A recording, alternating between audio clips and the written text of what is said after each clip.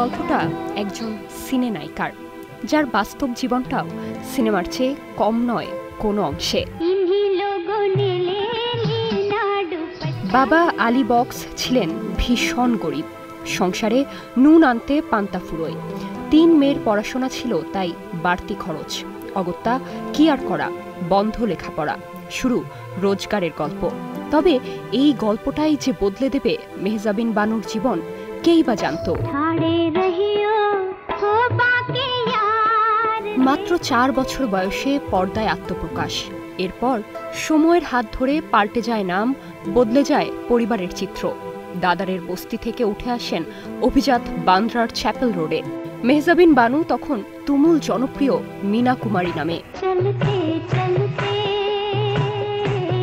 হ্যাঁ, 5-এর দশকের সবচেয়ে আলোচিত নাম মীনা কুমারী। তবে রিয়েল লাইফে যতটা সফল ছিলেন মীনা, রিয়েল লাইফে ছিলেন ততটাই ব্যর্থ, দুঃখ দুর্দশাগ্রস্ত। বেঁচে থাকতেই তার নামের আগে তকমা লেগেছিল ভারতীয় চলচ্চিত্রের ট্র্যাজেডি কুইন। ভাঙাচোরা শৈশব, বিধ্বস্ত জটিল দাম্পত্য জীবন, প্রেমে ব্যর্থতা এবং আত্মীয় ঘনিষ্ঠদের বিশ্বাসঘাতকতা, সব মিলিয়ে মীনার গোটা জীবনটাই ছিল এক বিষাদ সিন্ধু। এক সময় পরিবারের অমতে বয়সে 15 বছরের বড় পরিচালক কমল আমরোহীকে বিয়ে করেন অভিনেত্রী। নানা কারণে এক সময় সে সম্পর্কের বিচ্ছেদ হয়ে যায়। জীবনে অশান্তির কারণে অতিরিক্ত মদ্যপান শুরু করেন অভিনেত্রী। এক সময় আক্রান্ত হন লিভার সিরোসিসে।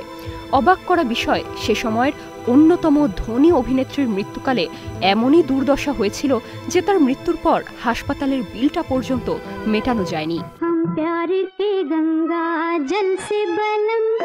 মীনা কুমারীর দুর্বিষহ এই জীবনের আদলেই নির্মিত হচ্ছে তার বায়োপিক কমল और মীনা। নাম চরিত্রের কাস্টিং নিয়ে বেশ কয়েকদিন ধরেই চলছিল জল্পনা কল্পনা। অবশেষে ঠিক হলো মীনা কুমারীর চরিত্রে দেখা যাবে সদ্য মা হওয়া বলি অভিনেত্রী কিয়ারা আডবাণীকে।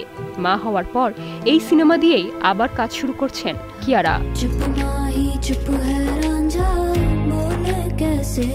এদিকে নির্মাতা সিদ্ধার্থ পি মালহোত্রা জানিয়েছেন, কমল এবং মীনা কুমারীর মধ্যে আদান প্রদান হওয়া প্রায় 500 চিঠির উপর ভিত্তি করেই তৈরি হবে এ বায়োপিক।